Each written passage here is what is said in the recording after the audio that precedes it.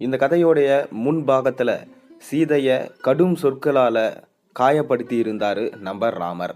அதன் விளைவா சீதை திகைக்க வானரங்களும் அரக்கர்களும் விபீஷணனும் சுக்ரீவனும் நடுங்கினர்.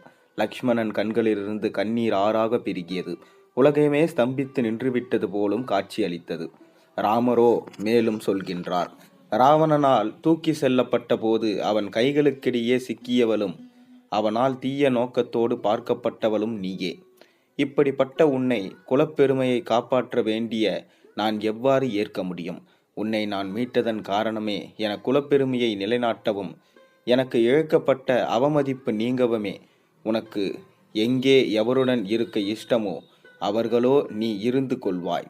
இத்தனை பேரழகியான உன்னை, ராவணனிடத்தில் 14 மாதங்கள் இருந்த உன்னை பிரிந்திருப்பதை ராவணன் வெகுகாலம் தாங்கியிருக்க மாட்டான். ராமரின் இந்த கொடிய வார்த்தைகளை கேட்ட சீதை கதறி அழுதாள். பின்னர் தன் அழுகையை கட்டுப்படுத்தி கொண்டு பேசுகிறாள். ஒரு அற்ப மனிதன் தன் மனைவியிடம் பேசுகின்ற முறையில் தாங்கள் இப்போது என்னிடம் பேசினீர்கள். நீங்கள் நினைப்பது போல் நான் நடக்கவில்லை என்பது தாங்கள் மனதுக்கு நன்கு தெரிந்திருக்கும். அதை வைத்து அனைத்து பெண்களையும் ஒரே மாதிரி என சிந்திக்க கூடாது அல்லவா? ராவணனால் தூக்கி செல்லப்பட்டது என் விருப்பத்தின் பேரில் நடந்த ஒன்றல்லவே. அப்போது நான் எதையும் செய்ய முடியாத நிலையில் அல்லவோ இருந்தேன். ஆனால் என் உடல்தான் அவனால் தூக்கி செல்லப்பட்ட விட்டதே தவிர என் உள்ளம் தங்களையே நினைத்து கதறி கொண்டிருந்தது. தாங்கள் தூய அன்பை உணர்ந்த நான் பிரிதொருவரின் அன்பையும் விரும்புவேனோ? என் இதயம் உங்களை அன்றி மற்றொருவரை நினைக்கவில்லை. தாங்கள் இப்படி ஒரு முடிவுக்கு தான் வருவதாய் இருந்தால் அனுமனை ஏன் தூது அனுப்பினீர்கள்? ஏன் என்னை ராவணன் தூக்கிச் சென்றதுமே துறக்கவில்லை? அல்லது அனுமனிடம் தூது அனுப்பும் போது சொல்லியிருந்தால் இந்த யுத்தமே செய்திருக்க வேண்டாம் அல்லவா? ஒரு சாதாரண மனிதன் போல் பேசிவிட்டீர்களே. என்னை நன்றாக அறிந்திருக்கும் உங்கள் வாயிலிருந்தாய் இப்படிப்பட்ட வார்த்தைகளை வருகின்றது. லட்சுமணா, நெருப்பை மூட்டு. பொய்யான இந்த அவதூறுகளை கேட்டும் கொண்டும் நான் உயிர் வாழ வேண்டுமா? என் நடத்தையில் சந்தேகம் கொண்டு அவதூறாய் பேசும் கணவரால் நான் அக்னி பிரவேசம் செய்து ஒன்று அது மட்டும்தான் வகி என்று லட்சுமணனை தீ மூட்டும்படி சீதை வேண்டுகிறாள். சீதையின் வார்த்தைகளை கேட்ட லட்சுமணன் ராமரின் முகத்தை பார்க்கின்றான். மிகவும் மனம் நொந்து போன லட்சுமணன் ராமருக்கும் அதில் சம்மதம் என முகக்குறிப்பிலிருந்து அறிகின்றான். ராமரோ ஊழி காலத்து காலருத்திரனை போன்ற தோற்றத்துடன் காணப்பட்டார். அவரை கோபம் தனித்தவராய் தெரியவில்லை. யாருக்கும் ராமர் அருகே நெருங்கவும் அச்சமாயிருந்தது. யாரும் யாரையும் ஏறிட்டு பார்க்கவில்லை. யாரும் யாரிடமும் எதுவும் பேசவும் இல்லை. லட்சுமணன் தீ மூட்டினான். சீதை முதலில் ராமரையும் பின்னர் அந்த தீயையும் மும்முறை வலம் வந்தாள். அக்னியை நெருங்கினாள். தன் கைகளை குவித்த வண்ணம் அக்னியை மட்டுமின்றி அனைத்து தெய்வங்களையும் துதித்த வண்ணம் சீதை சொல்ல, என் இதயம் ராமரை விட்டு அகலாதது என்றால், ஏ அக்னியே, 4 திசைகளிலும் என்னை காப்பாய். என் நடத்தை அப்பொழுக்கற்றது என்றால், ஏ அக்னியே, 4 திசைகளையும் என்னை காப்பாய். மனம், வாக்கு, காயம் என்ற உணர்வுகளினால் நான் தூய்மையானவள்தான் என்றால், ஏ அக்னியே, என்னை காப்பாய். ஏ சூரிய தேவா, ஏ சந்திர தேவா, ஏ வாயு தேவா, திக்குகளுக்கு அதிபதிகளே, வருணா, பூமாதேவியே, உஷத்கால தேவதையே, பகலுக்கு உரியவளே, சந்தியாகால தேவதையே, இரவுக்கு உரியவளே, நீங்கள் அனைவருமே நான் தூய்மையானவள், பவித்திரமானவள் என்பதை நன்கு அறிவீர்கள் என்பது உண்மையானால், ஏ அக்னியே, 4 திசைகளிலுமிருந்தும் என்னை காப்பாய். இவ்வாறு உறக்க பிரார்த்தித்து கொண்டு சற்றும் அச்சமில்லாமல் குளிர் நீராலோ நில ஒளியிலோ பிரயாணம் செய்வதைப் போன்ற எண்ணத்துடன் சீதை அக்னிக்குள் பிரவேசித்தாள். அங்கே குழுமியிருந்தவர்கள் அனைவருமே அலறி துடித்தனர். ராமர் கண்களிலிருந்து ஆறாக கண்ணீர் பெருகியது. லட்சுமணன் இந்த காட்சியை காண சகியாமல் முகத்தை மூடிக்கொண்டு அழுதான்.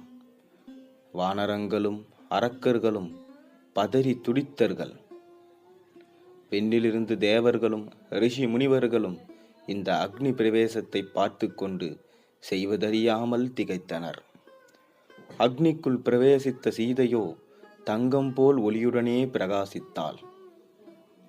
அக்னியில் இறங்கிய சீதையை பார்த்து அனைவரும் அலறி கதற ராமர் கண்களில் குளமாய் கண்ணீர் பெருகியது. ரிஷிகளும் தேவர்களும் கந்தர்வர்களும் பார்த்து பதறி கொண்டிருந்தனர். அப்போது ராமரில் எதிரில் யமன், குபேரன், பித்ரு தேவர்கள், வருணன், பிரம்மா போன்றோர் பரமசிவனுடன் அங்கே தோன்றினார்கள். ராமரை பார்த்து பேசத் தொடங்கினார்கள். அவர்கள், ராமா, நீ யார் என்பதை மறந்துவிட்டாயோ? அனைத்துக்கும் நீயே அதிபதி. நீ எவ்வாறு சீதை அக்னியில் பிரவேசிப்பதை பார்த்து சகித்து கொண்டு இருக்கின்றாய்? ஆரம்பமும் நீயே, நடுவிலும் நீயே, முடிவிலும் நீயே. அனைத்தும் அறிந்தவன் நீ. காரண காரியங்களை அறிந்தவன் நீ.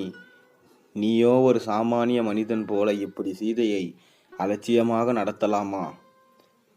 பார்த்து சற்றே குழப்பத்துடன், நான் தசரத சக்கரவர்த்தியின் மகன் ராமன் என்பதாய் தான் என்னை அறிந்திருக்கின்றேன். படைக்கும் கடவுளான பிரம்மனே, உண்மையில் நான் யார்? எங்கிருந்து எதன் பொருட்டு வந்தேன் என்று கேட்கின்றார். பிரம்மா சொல்கின்றார், ராமா, நீயே ஆரம்பம், நீயே முடிவு, நீயே நடுவில் இருப்பவனும் ஆவாய். படைப்பவனும் நீயே, காப்பவனும் நீயே, அழிப்பவனும் நீயே, இயக்கமும் நீயே. இயங்காமையும் உன்னாலேயே. அகில உலகமும் உன்னாலேயே இயங்குகின்றது. கையில் சங்கு சக்கரத்தை ஏந்திய மகாவிஷ்ணு நீயே. அனைத்து உலகத்து மாந்தர்களின் விதியும் நீயே. நீயே கண்ணன், நீயே பலராமன், நீயே கார்த்திகேயன் என்றும் ஸ்கந்தன் ஆற்றலும் நீயே. அடங்குவதும் உன்னாலே, வேதங்களும் நீயே. ஓ இங்கார சொரூபமும் நீயே. அனைவராலும் பாதுகாக்கப்படுபவனும் நீயே, அழிப்பவனும் நீயே. நீ இல்லாத இடமே இல்லை. அனைத்து உயிர்களிலும் நீயே நிறைந்திருக்கின்றாய். நீ எப்போது, எங்கே, என்ன செய்து கொண்டிருக்கின்றாய் என யாராலும் அறிய முடியாதது. இந்த பூமியிலும் மண்ணிலும் செடி கொடிகளிலும் மலரும் பூக்களிலும் மலராத மொட்டுகளிலும் விண்ணிலும் காற்றிலும் மேகங்களிலும் இடி மின்னலிலும் மழை பொழிவதிலும் மலைகளிலும் சமுத்திரங்களின் நீரிலும் ஆற்று பெருக்கத்திலும் மிருகங்களின் உயிர்களிலும் மனித உயிர்களிலும் இன்னும் தேவாசுர உயிர்களிலும் அனைத்து நிறைந்திருப்பவன் நீயே. அனைத்துக்கும் ஆதாரம் நீயே. சூரிய சந்திரர்கள் உன் கண்கள். நீ உன் கண்ணை மூடினால் இரவு, திறந்தால் பகல். உன் கோபம் நெருப்பை ஒத்தது என்றால் உன் சாந்தமே சந்திரன் ஆவான். உன் பொறுமை உறுதி பூமி எனின் உன் இதயம் பிரம்மாவாகிய நான் ஆவேன். உன் நாவில் சரஸ்வதி இருக்கின்றாள். நீயே உலகையும் ஆளும் அந்த மகாவிஷ்ணு ஆவாய். சீதையே உன்னுடைய தேவியான மகாலட்சுமி ஆவாள் என்று சொல்கின்றார் பிரம்மா. வால்மீகி ராமாயணத்தில் இந்த குறிப்பிட்ட கட்டம் பிரம்மா ராமரை பார்த்து சொல்வது ஒரு ஸ்லோகமாகவே இருக்கின்றது. இதை பாராயணம் செய்பவர்கள் இருக்கின்றனர். கூடிய சீக்கிரம் பாராயணம் செய்ய வசதியாக அந்த ஸ்லோகத்தை நான் எடுத்து போட முயற்சிக்கிறேன். அப்போது அக்னியில் இருந்து அக்னி தேவன் தன் கரங்களில் சீதையை தாக்கிய வண்ணம் எழுந்தான். சீதையோ அன்றளர்ந்த மலர் போல் அக்னியில் இறங்கும்போது எவ்வாறு சர்வாலங்கார பூஷிதையாக காணப்பட்டாளோ அவ்வாறே சற்றும் மெருகு குன்றாமல் காணப்பட்டாள். அக்னி தேவனோ ராமனிடம், ராமா, இதோ உன் அருமை மனைவி சீதை. அரக்கர்கள் கூட்டத்தில் அரக்கிகளின் காவலில் இருந்த சமயத்தில் கூட இவள் தன்னை இழக்கவில்லை. உன்னையே நினைத்திருந்தாளன்றோ? இவள் தூய்மையானவள். இவளை ஏற்றும் கொள்வாயாக. இதை உன் உத்தரவாக சொல்லுகின்றேன் என்று சொல்ல, ராமரும் மகிழ்ச்சியுடனேயே அக்னியிடம் ராவணன் வீட்டில் அவனுடைய அசோகவனத்தில் 14 மாதங்கள் வாழ்ந்துவிட்ட சீதையை நான் தவறாய் நினைக்கவில்லை. எனினும் இவ்வுலக மக்கள் மத்தியில் அவளுடைய தூய்மையை நிரூபிக்காமல் நான் ஏற்பது எங்கனமும் முறையாகும். ஒரு அரசனாக கூடிய நான் பெண்ணாசையால் அவ்வாறு செய்தேன் என்று என்னை தூஷிப்பார்கள் அல்லவா? என் மனது அறியும். என் மனைவி தூய்மையானவள் என்றும், எனினும் அவளுடைய மேன்மை உலகம் அறிய வேண்டியே இவ்விதம் அவள் செய்யும் போது தடுக்காமல் பார்த்து கொண்டிருக்க வேண்டியவள் ஆகிவிட்டேன் நான். ராவணன் அவளை ஏதும் செய்திருக்க முடியாது என்பதும் எனக்கு தெரியும். நெருப்பை ஒத்த என் மனைவியை நான் எவ்வாறு பிரிந்திருக்க முடியும் என்று சொல்லிவிட்டு சீதையை ஏற்றுக்கொள்கின்றார் ராமர். இந்த கதையிலிருந்து உங்களுக்கு என்ன தெரிஞ்சிச்சு? ராமர் பண்ணது சரியா தப்பா? அதற்கு அவர் கொடுத்த விளக்கம் கரெக்டாக இல்லையான்றத உங்கள் கருத்துக்களை மறக்காமல் கீழே கமெண்ட்டில் சொல்லுங்கள். மேலும் சேனலில் போடுற ஒரு வீடியோஸும் பிடிச்சிருந்தா மறக்காமல் சேனலுக்கு சப்ஸ்கிரைப் பண்ண, லைக் பண்ணுங்கள், பெல் ஐக்கனை ப்ரெஸ் பண்ணுங்கள். அப்போ தான் நான் போகிற வீடியோஸ் எல்லாம் நோட்டிஃபிகேஷனாக வந்து சேரும்.